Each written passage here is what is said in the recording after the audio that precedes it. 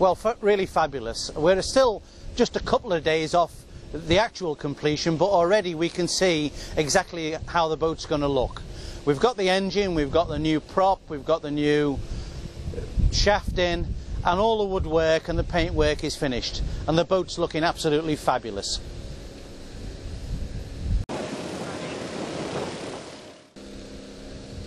Well, it's been different reactions on different fronts, really. The satisfaction that the volunteers have had of completing the task has been amazing. The arrival of the extra money and the fact we could do things quicker really put us into a frenzied period of activity, and that was really exciting. From the perspective of the Sea Cadets who are going to use the boat, we've had an amazing response. They've been along, looked at the boat, they've started to make plans, and already it's regenerated some of their training ideas. They've never been to the museum for many years to train, and now they're going to start to come locally to train using this boat and to carry out water activities. And the third part really has been from the visitors. We've got visitors come every day to the museum and have seen the boat and have asked questions because it's got a peculiar local connection, and therefore we've been able to bring alive our connection with the docks of Liverpool and a busy seaport of Liverpool.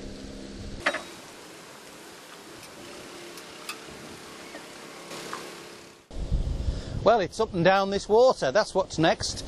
Full of Sea Cadets, full of people learning new skills, full of young people enjoying themselves, and hopefully their parents and family coming to the museum to see them carrying out their activities.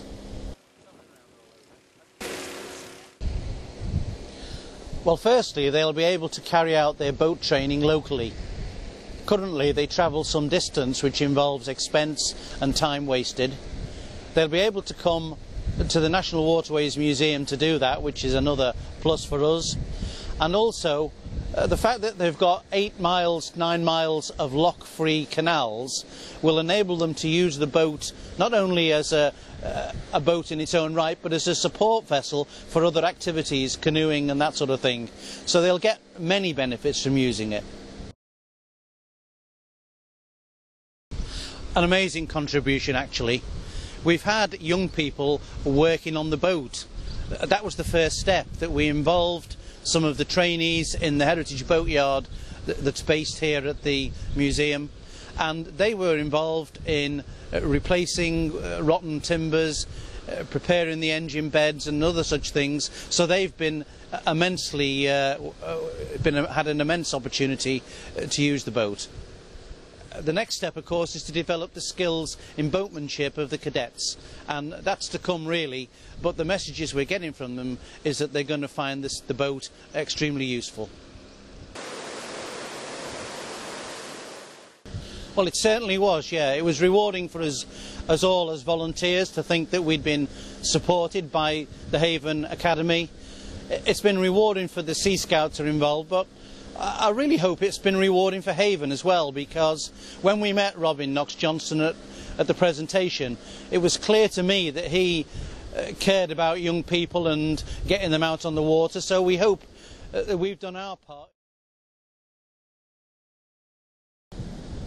Well, I don't want to sound awful, but we were really quite hopeful because it's a great project, and what we saw of the system, the process, we thought we could do well.